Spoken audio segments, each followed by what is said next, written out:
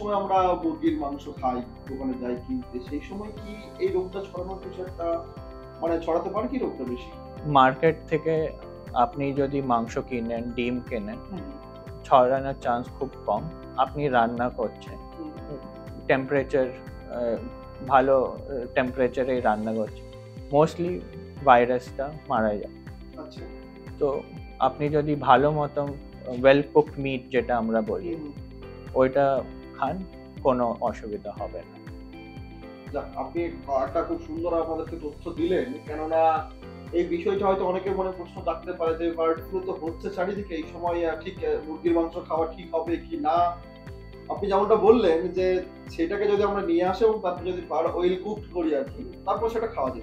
হ্যাঁ, কোনো অসুবিধা হবে না। কারণ সেক্ষেত্রে ভাইরাসটা মা- মারা হয়ে যাচ্ছে। যাচ্ছে।